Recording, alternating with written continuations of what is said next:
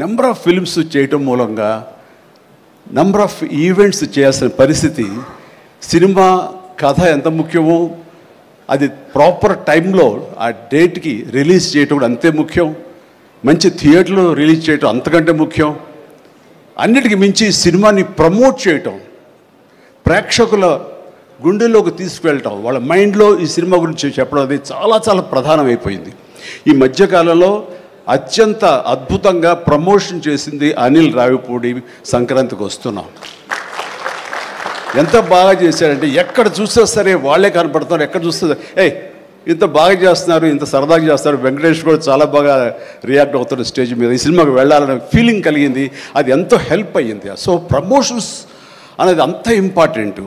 ఈ సినిమాకి వచ్చేసరికి రాజా రవీంద్ర నాకు చెప్పేది ఏంటంటే, అనే మన బ్రహ్మానందం గారి అబ్బాయి సినిమా ఉంది, విన్నాను, ఏదో బ్రహ్మానందం అని, అది ఎప్పుడు రిలీజు ఇదే, కానీ తను 2-3 హీరోల కోసం ట్రై చేశారు, వాళ్ళిద్దరూ రాలేని పరిస్థితిలో ఉన్నారు, నేనే కొంచెం కోఆర్డినేట్ చేస్తాను. ఇప్పుడు ఎవరు హీరో వచ్చే పరిస్థితి లేరు, ఎవరో ఒకళ్ళు మెయిన్ హీరో వస్తారు కానీ సినిమా లేదు, మొత్తం డల్ అయి ఉన్నారు. ఎలాగంటే ఎందుకు బ్రహ్మానందం అబ్బాయి అండి, మన ఫ్యామిలీ అయ్యా, చెప్పు నేను వస్తాను.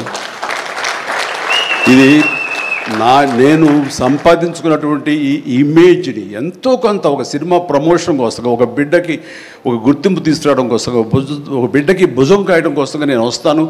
బ్రహ్మానందం ఎందుకంత మొహన పడతాడు, ఫోన్ తీ అని ఇందాక ఆయన చెప్పినట్లుగానే ఫోన్ తీసి బ్రహ్మానందం నేను వస్తున్నాను అని ఏదో మాట్లాడబడి, నేను వస్తున్నాను దట్స్ ఇట్, ఇంకా నాకు టైం లేదు, ఏదో మనుషులు ఎదురుగా ఉన్నారు, తర్వాత మాట్లాడి ఫోన్ పెట్టి మళ్ళీ ఇప్పుడు స్టేజ్ మీద ఇప్పుడు మాట్లాడటం అంటే ఇదేదో గొప్పగానో లేకపోతే ఇంకోటో కాదు. మరి ఎక్కడ చూస్తే చిరంజీవి వస్తున్నాడు, టూ మచ్ ఆఫ్ ఎక్స్పోజర్ అంటే అనుకోని నాకేం పర్వాలేదు.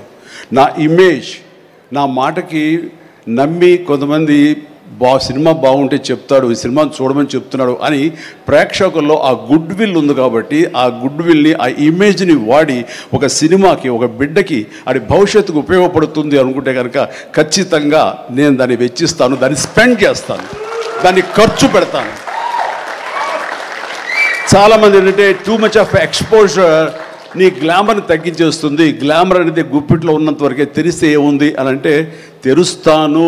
గ్లామర్ అనేది పోయే గ్లామర్ కాదు, ఇది గుండెల్లో ఉండే అభిమానం, అంత తేలిగ్గా తరగదు. 47-48 సంవత్సరాలు